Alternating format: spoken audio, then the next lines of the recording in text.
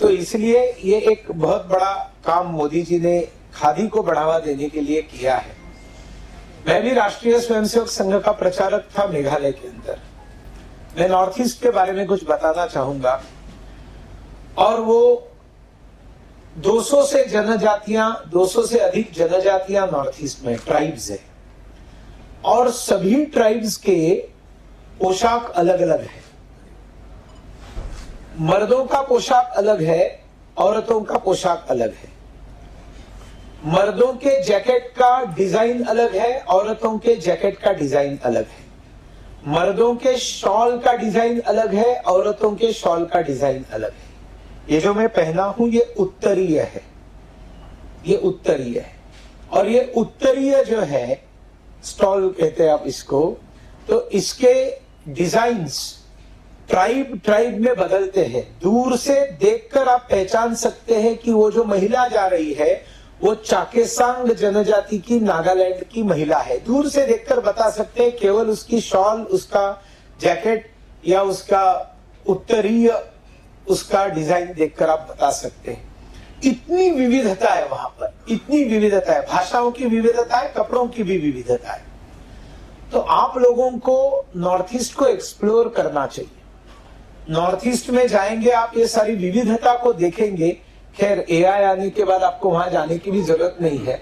आप सिर्फ एक प्रश्न डाल दीजिए एआई को कि मुझे नॉर्थ ईस्ट के लुशाई जनजाति की महिला का ड्रेस कैसा होता है वो भेजिए, तो फट करके आपके सामने एक सुंदर चित्र आएगा। और आप उसको और भी आगे डिजिटलाइज करके आपको चाहिए वो कर सकते हैं, लेकिन प्रत्यक्ष जाकर करने में आनंद है।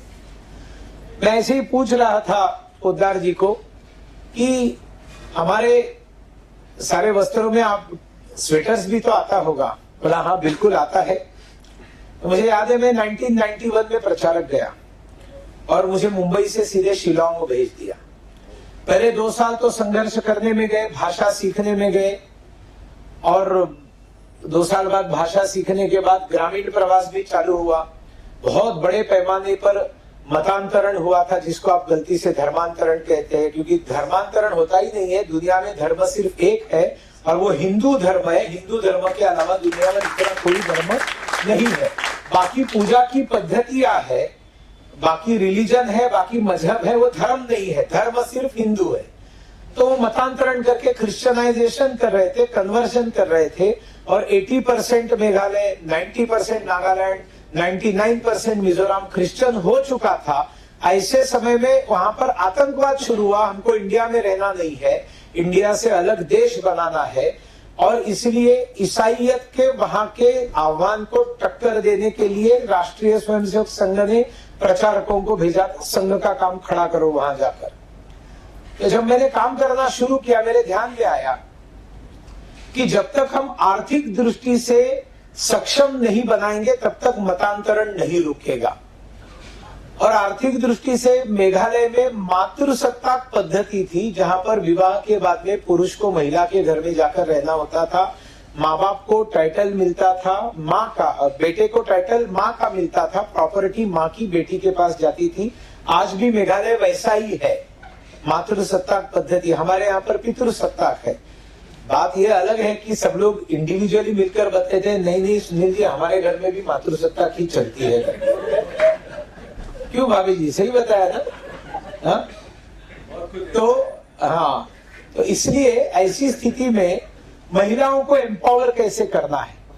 तो मेघालय में 12 महीने ठंड, तो 12 महीने ठंड तो 12 महीने स्वेटर। स्कूल यूनिफॉर्म में भी स्वेटर कंपल्सरी। तो फिर मैंने सोचा कि ये जो महिलाएं हैं, ये अगर सारा स्वेटर पंजाब से आता था, अब ये स्वेटर अगर ये महिलाएं यहां बनाना शुरू करेंगी तो अपने आप यहां पर रोजगार मिलना शुरू होगा। हम वूल लाएंगे बाहर से, स्वेटर यहां पर बनाएंगे। और फिर मैंने एक आइडेंटिफाई किया एक महिला को, शैलादेवी देशपांडे को, और उन्होंने बहुत अच्छे से मेरे बताने पर 6 महीने क्लास करके नीटिंग सीखा। कुछ डोनर्स से पैसा मांगकर मैंने कुछ नीटिंग के मशीन्स लाए और मेघालय में नीटिंग के क्लासेस देहातों में चालू किए। 1 घंटे में, 1.5 घंटे में 5 नीटिंग मशीन पर 25 लड़कियां बैठती थी गोल करके, और ये शैलजा देशपांडे उनको सिखाती थी। ऐसे एक दिन में कई सारी बैचेस 3 महीने में नीटिंग सिखाकर पूरा होता था, फिर दूसरे गांव में जाती थी, यहाँ पर सीखी हुई लड़कियां दूसरे गांव में जाती थी। ऐसे करके धीरे धीरे हम लोगों ने उसका जाल फैलाया। और फिर शिलांग में व्यापारियों से मैंने बात किया कि भाई आप स्वेटर्स पंजाब से मत खरीदो, यहाँ पर महिलाएं स्वेटर्स बना रही है, यहाँ से खरीदो तो यहाँ रोजगार मिलेगा। और ये सब मैंने चालू किया। और फिर बाद में संघ प्रचारकों के तो क्षेत्र बदलते रहता है, तो मेरा भी क्षेत्र बदला गया।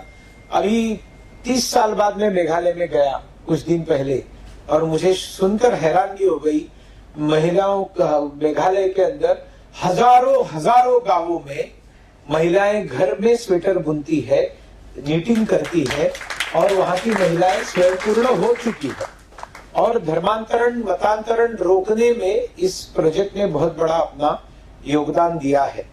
तो ये रोजगार देने वाला भी एक बहुत बड़ा मुद्दा है जिसको हम सब लोगों ने ध्यान में रखना चाहिए। ये त्रिपुरा में जब मैं इंचार्ज करके गया, तब जनजाति जो ट्राइब्स है वो ये उत्तरीय पहना करते थे, और वो भी कोई त्योहार व्यवहार है तो पहना करते थे। जनजाति में मुझे प्रवेश करना था त्रिपुरा में, क्योंकि त्रिपुरा ये जनजातियों का राज्य है, ट्राइब्स जिसको अंग्रेजी में कहते हैं गलत ढंग से। तो वहां पर उनमें काम करने के लिए, उनका दिल जीतने के लिए मैंने ये पहनना शुरू किया। और धीरे धीरे देखते देखते भारतीय जनता पार्टी के कार्यकर्ताओं ने इसको पहनना शुरू किया। 2/3 बंगाली समाज ने इसको धीरे धीरे पहनना शुरू किया। जनजाति का दिल जीता और त्रिपुरा में सरकार आई। सरकार आने के बाद जो पहला पार्लियामेंट सेशन हुआ, तब पीएमओ से फोन आ गया कि मोदी जी को जितने भी सांसद है इस पार्लियामेंट सेशन में वेलकम करने के लिए उनको उत्तरीय चाहिए, तो उत्तरीय जल्दी से जल्दी पहुंचा दो। तो मेरे पास 50-60 पड़े थे, मैंने तुरंत पहुंचाए। किरेन रिजिजू ने उनके पास पड़े थे, वो पहुंचाए। और फिर कोई हैंडलूम हैंडीक्राफ्ट के जो दुकान है उसमें से जो भी 15-20 थे वो सब पहुंचाए। मोदी जी ने सभी सांसदों का, सभी पार्टियों के सांसदों का ये उत्तरीय डालकर स्वागत किया त्रिपुरा विजय के बाद में। और बाद में कोविड के समय अगर आपने देखा होगा तो मोदी जी का जो लोकप्रिय जो मास्क का फोटो इस तरह से हुआ था, वो भी नॉर्थ ईस्ट के मणिपुर का उत्तरीय पहनकर था।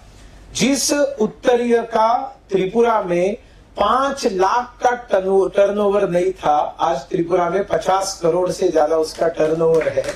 और अभी तो वो और भी बढ़ेगा, क्योंकि अलग अलग राज्यों में, कल मैं वाराणसी में गया था, बंगाल में गया था, तो वहां पर भी लोग जो है ये उत्तरीय पहनते हैं। मेरा कहने का मतलब ऐसा है कि कपड़ा जो है उसको बहुत अलग अलग मोड से आप बनाकर उसको लोगों को आकर्षित कर सकते हैं, उसका फैशन बना सकते हैं। और अब ये जो व्यवसाय है, इस व्यवसाय में आप तरक्की करते होंगे, किया जा सकता है। ये पारंपरिक पोशाक जो होता है, इससे भी बहुत सारा लोगों को उत्पन्न होता है। मतलब आप करते हैं, लेकिन उसका कैसे लोगों को फायदा होता है ये मैं बताना चाह रहा हूं। जैसे अलग अलग जगह पर आजकल क्या शुरू किया है, टूरिज्म बढ़ता जा रहा है। तो टूरिज्म में जो लोग जाते हैं, किसी एक जगह पर पहुंचे, मान लीजिए नॉर्थ ईस्ट का, पूरे देश भर में होता है, कश्मीर में भी होता है, सब जगह होता है। टूरिज्म में पहुंचे किसी एक जगह पर, तो आजकल वहां पर ऐसे कुछ शॉप्स है कि उस शॉप्स में आप जाएंगे तो पति पत्नी दोनों को एक टेम्पररी वहां का लोकल ड्रेस दिया जाएगा। वो ड्रेस आपने पहनना है और फोटो निकालना है, और फोटो निकालकर वो ड्रेस लौटा देना है। और वो ड्रेस 1 घंटे के लिए, 1 घंटा कहा, 10-15 मिनट के लिए वो ड्रेस देने के लिए वो पर पोशाक 200-300 रुपया चार्ज करते। वो दे दो 200 रुपया, फोटो का और 100 रुपया। पति पत्नी फोटो निकालते हैं नॉर्थ ईस्ट के ट्राइबल ड्रेस में और अपने घर के दीवार में बड़ा करके लगाते हैं, क्योंकि वही ड्रेस देखकर उबे हुए रहते हैं। तो नए ड्रेस में एक दूसरे को देखकर अच्छा पाते होंगे शायद, मुझे तो अनुभव नहीं है। तो वो फोटो लगाते हैं, और इस तरह से अलग अलग ड्रेसेस के फोटोज लगाने का भी एक जो है फैड निकल पड़ा है। और उसमें भी लोगों को आप जो वस्त्र बनाते हैं उसके क्या क्या फायदे हो रहे हैं, मैं थोड़ा सा याद कर करके गिना रहा था। ढाके की, मलमल की आपने बात की, आपने ये नहीं बताया या आपको पता नहीं होगा, जब अंग्रेज यहां पर आए भारत में, वो व्यापार करने के लिए आए। वो यहाँ पर हुकूमत कायम करने के लिए या अपना राज जमाने के लिए नहीं आए थे। यहाँ आने के बाद में पता चला ये इतने बेवकूफ लोग हैं कि इनके ऊपर राज किया जा सकता है। तो व्यापार का व्यापार और उसके साथ राज का राज, अपनी एक कॉलोनी बढ़ जाएगी। और इसलिए ये कॉलोनीज पूरे दुनिया में बढ़ाते बढ़ाते भारत में आए और भारत जैसे एक विशाल देश को उन्होंने मुट्ठी भर लोगों ने कैप्चर कर लिया। लेकिन व्यापार के लिए वो आए थे और वो व्यापार, सबसे बड़ा व्यापार उनको अगर कुछ करना था तो कपड़े का व्यापार करना था। इसका कारण ये था कि जो कपड़ा वो बनाते थे ब्रिटेन में, उस कपड़े को ब्रिटेन में कोई पूछता नहीं था।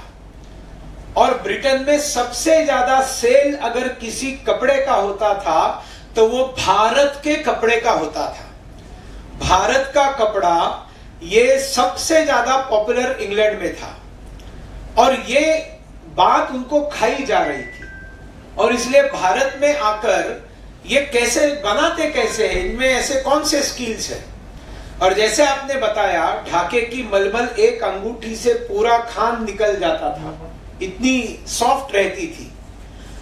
ऐसे ढाके की मलमल को जो लोकप्रियता ब्रिटेन में थी, ये मलमल बंद हो इसलिए अंग्रेजों ने मलमल बनाने वाले कारीगरों के हाथ तोड़ दिए थे। हम लोगों ने ये ध्यान में रखना चाहिए, ये उतने ही क्रूर है जितने क्रूर, जिसको इस्लामिक कट्टरतापंथी या जिहादी कहते हैं, मेरी दृष्टि से लगभग सभी वही है। मैं तो बिल्कुल हिचकिचाता नहीं सत्य बोलने में। और इसलिए इन्होंने हमारे देश की ये सब जो कलाएं थी इसको खत्म करने का प्रयास किया अपना प्रोडक्ट बेचने के लिए।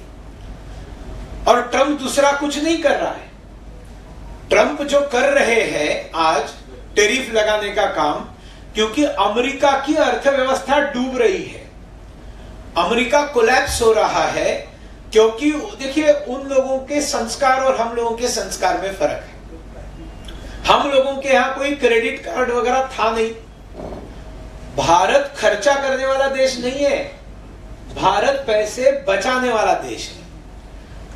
अमीर व्यक्ति से लेकर गरीब व्यक्ति तक पैसा बचा के रखता है, क्योंकि उसके अंदर एक दायित्व का बोध होता है, मेरे ऊपर परिवार का दायित्व है।